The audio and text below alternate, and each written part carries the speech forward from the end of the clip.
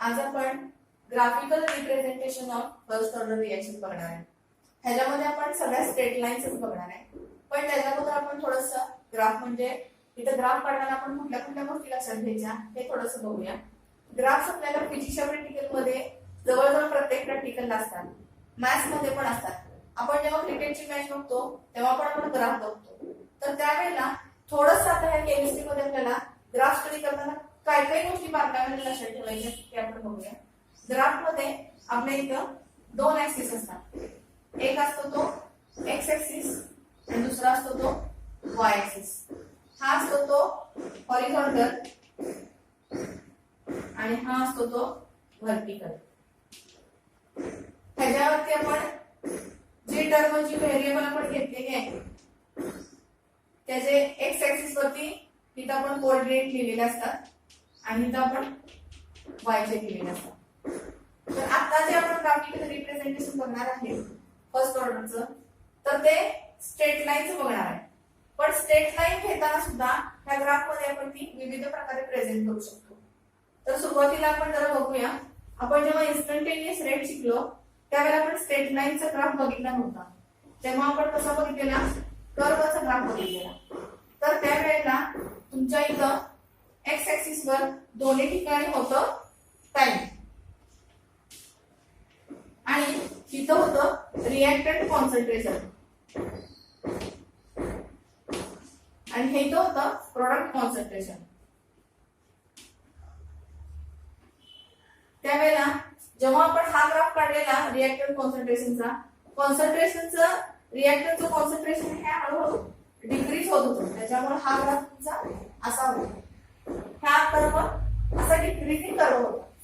आणि जेव्हा तुम्ही प्रोडक्टचं कॉन्सन्ट्रेशन विथ टाइम काढलेलं तेव्हा मात्र तुमचा कर्व हा अशा पद्धतीने होता. आपण तेव्हा सुद्धा ह्याचा स्लोप काढायचं म्हटलं तर आपण काय केलेलं, ह्याला एक आपण टँजंट काढत होतो. टँजंट म्हणजे काय केलेलं, आपण एक पॉईंट घ्यायचा, कर्वचा कुठलाही पॉईंट की ज्या टाइम तुम्हाला रेट काढायचं होतं तिथं आपण पॉइंटला टँजंट काढत होतो. टँजंट म्हणजे the line passing through the point on the curve आणि त्याचा आपण काय काढत होतो, स्लोप काढत होतो. हे आपण मागच्या वेळेला बघितलेलं. स्ट्रेट लाईनचं आपलं इक्वेशन आहे y = mx + c. आता त्या स्ट्रेट लाईनचे एक 2-3 प्रकार आपण बघूया.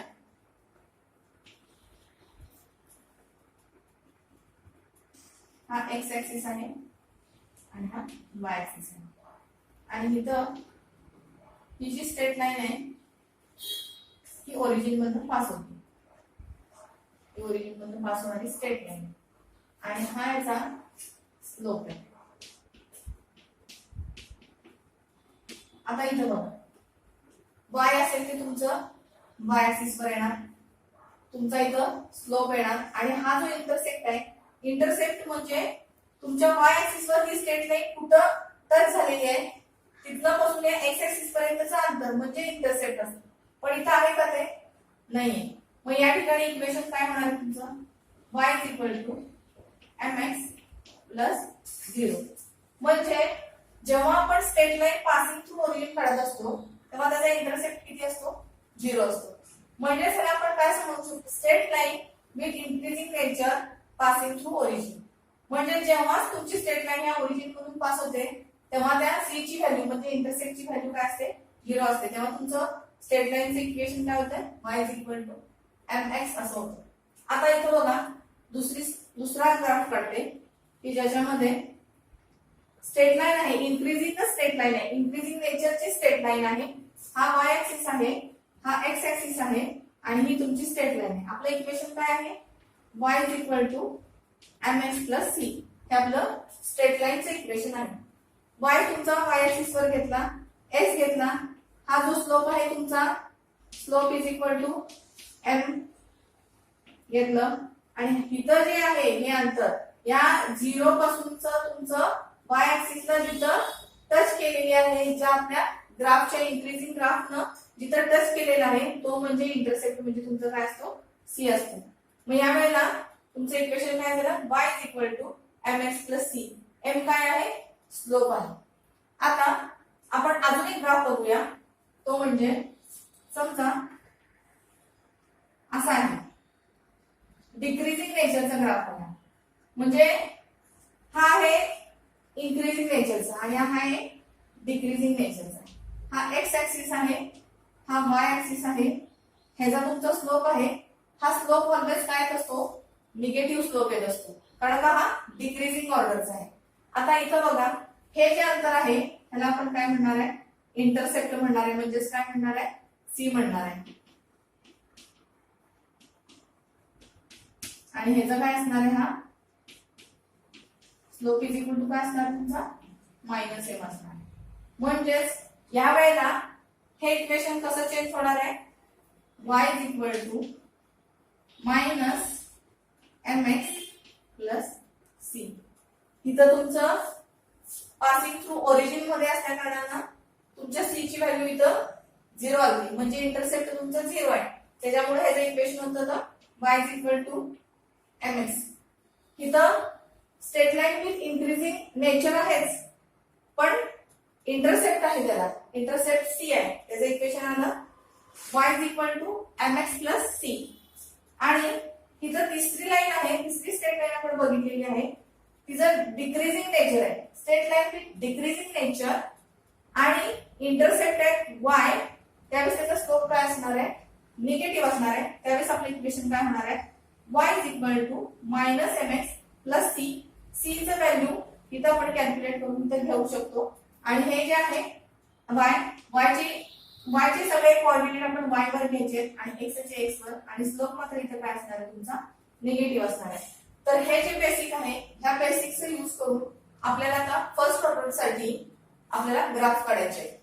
आता आपण बघणार आहोत differential rate law for the first order reaction.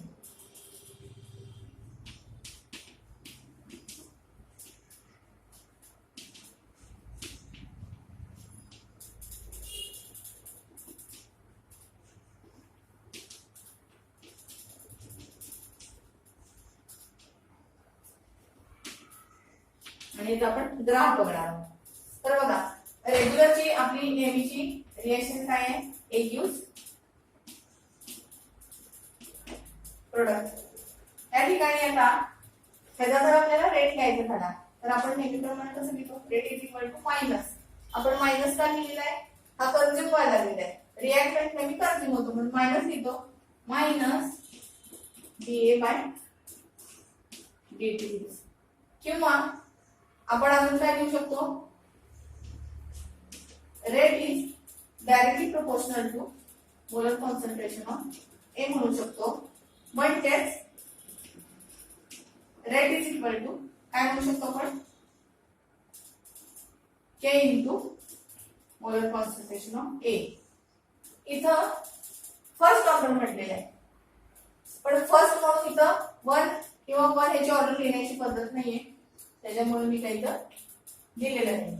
आता आपण असं म्हणू शकतो, रेट इज इक्वल टू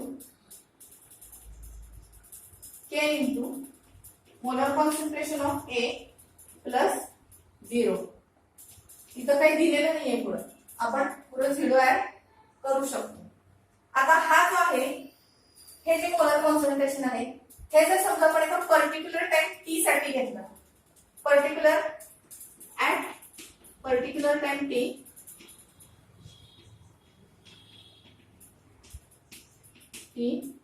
आपला A0 जो आहे, A जो आहे तो ट्रान्सफर होणार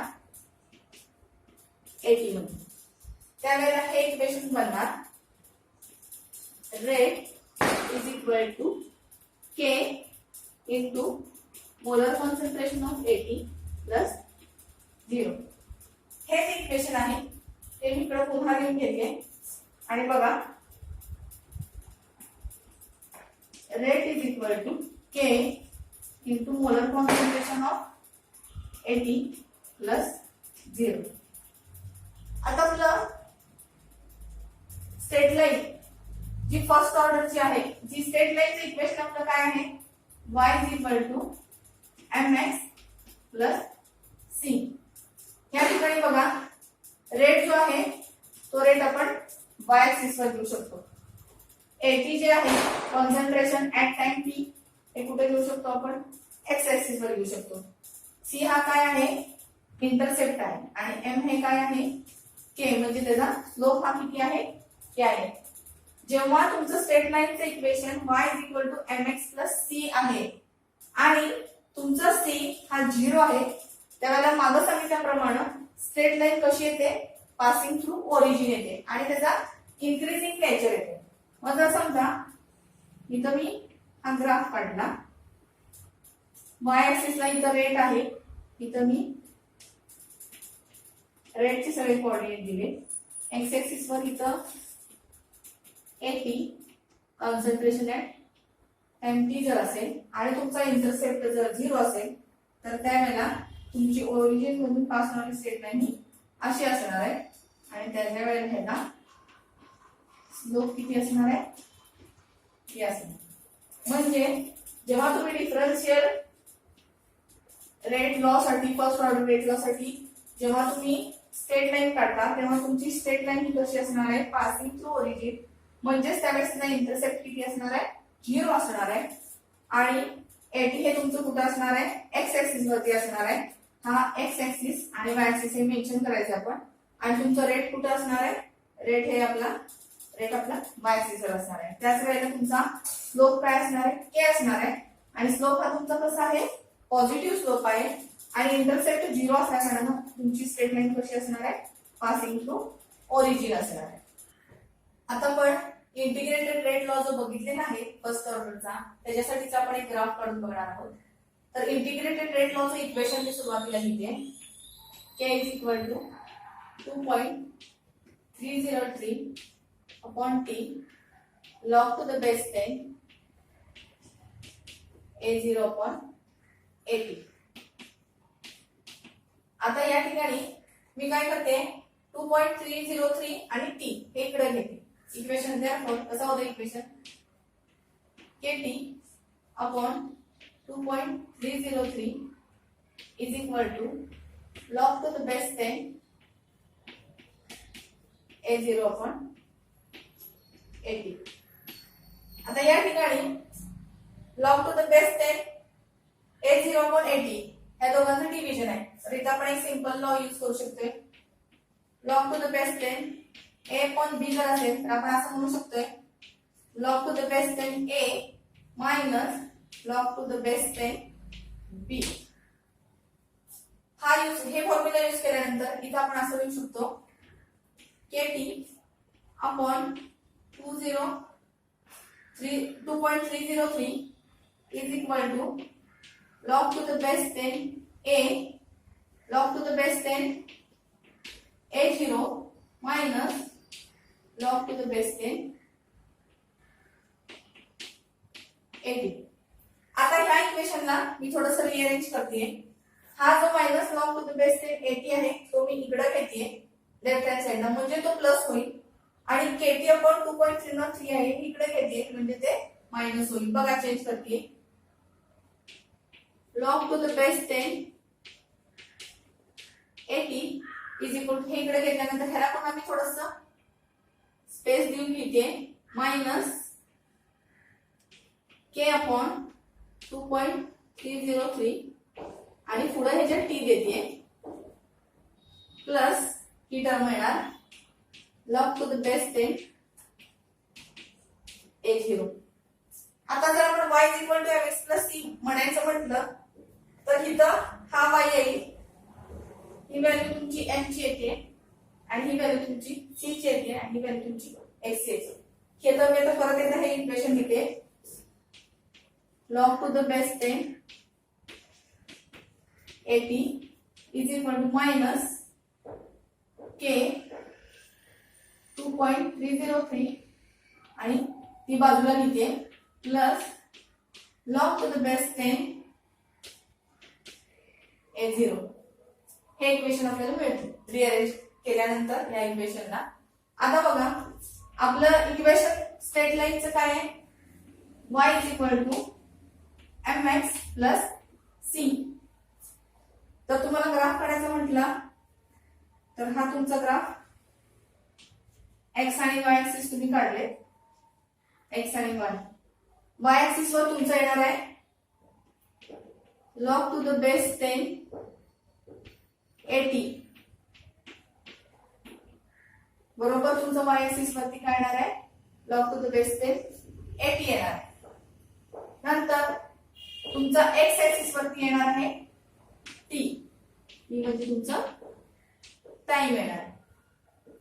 आणि हा जो आहे हा इंटरसेक्ट आहे म्हणजे इथं इंटरसेक्ट असणार आहे याला, पण तुमचा स्लोप जो आहे स्लोप इथं कसा आहे बघा, स्लोप तुमचा निगेटिव्ह आहे. हे इथं स्पेशली मेन्शन करावं लागतंय कारण मागचा जो ग्राफ होता तो इन्क्रीजिंग नेचर होता आणि पासिंग थ्रू ओरिजिन होता, पण इथं काय झालेला इथं इंटरसेक्ट पण आहे आणि ग्राफचा स्लोप जो आहे लाईनचा जो स्लोप आहे तो निगेटिव्ह आहे. म्हणजे तुमची स्ट्रेट लाईन जी येणार आहे ती डिक्रीजिंग नेचर येणार आहे आणि त्याला इंटरसेक्ट सुद्धा येणार आहे.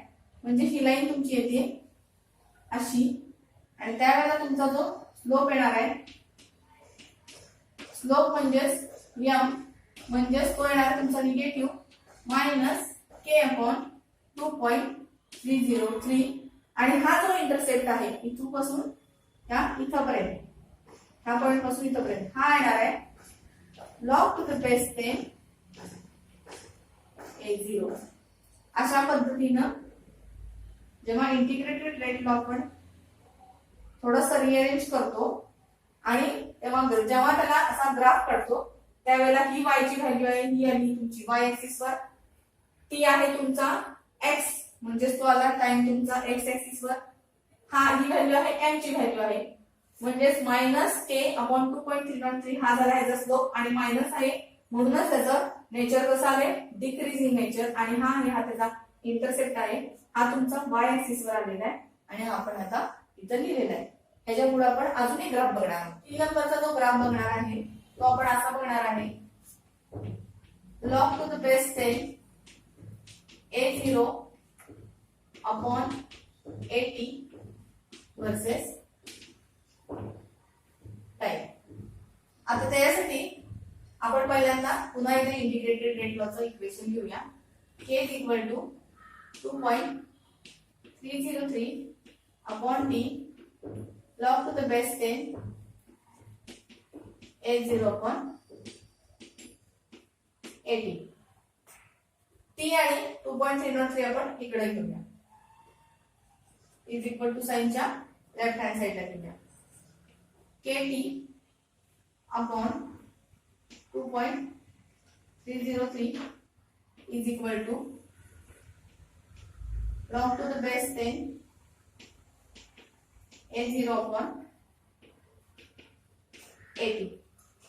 हे जे इक्वेशन आले त्याला आपण थोडंसं रिअरेंज करूया पुन्हा. log to the base 10 मी सुरुवातीला लिहिते log to the base 10 a0 upon 80 is equal to k upon 2.303 T me separate लिहिते आणि ह्याच्या पुढे नाहीये कुठली व्हॅल्यू पण मी प्लस 0 लिहून टाकते. आता हे जे इक्वेशन आहे ह्याच्यामध्ये बघा log to the base 10 a0 upon 80 हा y एक्सिस ला घ्यायचा आहे आणि टाइम जो आहे तो t आपल्याला x एक्सिस ला घ्यायचा आहे. तर हे इक्वेशन मी पुन्हा एकदा इथे लिहून घेते आणि बघा log to the base 10 a0 upon 80 is equal to k upon 2.303 t plus 0. हेच इक्वेशन मी पुन्हा इथे लिहून घेतले. आता आपलं नेहमीचं इक्वेशन आहे straight लाईनचं y is equal to mx plus c. इथं c ची व्हॅल्यू आहे 0. x एक्सिस वर येणार आपलं टाइम आणि y एक्सिस वर येणार आहे log to the base 10 a0 upon 80 आणि तुमचा जो स्लोप आहे तो स्लोप आहे k upon 2.303 म्हणजे तो पॉझिटिव्ह आहे आणि तुमचा इंटरसेप्ट 0 आहे. इंटरसेप्ट 0 आहे याचा अर्थ काय होतोय स्ट्रेट लाईन आपली पासिंग थ्रू ओरिजिन असणार आहे आणि स्लोप पण तुमचं पॉझिटिव्ह आहे म्हणजे काय आहे इन्क्रीजिंग ऑर्डर आहे. त्या इन्क्रीजिंग नेचरची तुमची स्ट्रेट लाईन आहे. आता आपण इथं ग्राफ काढूया y एक्सिस आणि वाय ऍक्सिस वरती येणार आहे log to the base 10 a0 पण 80 आणि इथे येणार आहे एक्स ऍक्सिस वर टाइम. या वेळेला इंटरसेक्ट 0 असल्या कारणानं स्ट्रेट लाईन तुमची कशी येणार आहे पासिंग थ्रू ओरिजिन येणार आहे आणि त्यावेळेला त्यांना स्लोप किती येणार आहे slope is equal to k upon 2.303 म्हणजे इंटरसेप्ट 0 असल्या कारणानं पासिंग थ्रू ओरिजिन येणार स्ट्रेट लाईन आणि स्लोप तुमचं पॉझिटिव्ह आहे त्यामुळे ही स्ट्रेट लाईन कशी आहे इन्क्रीजिंग नेचरची आहे त्यामुळं ही स्ट्रेट लाईन अशी येते आणि ग्राफ याचा येतोय हा k अपॉन 2.303 किंवा 303. तर अशा पद्धतीनं ग्राफिकल रिप्रेझेंटेशन जे आहे आपल्या पुस्तकामधलं फर्स्ट ऑर्डरचं ते आता आपलं शिकवून संपलेलं आहे. ह्याच्या पुढचा पार्ट आहे तो आपण पुढच्या तासाला घेऊ.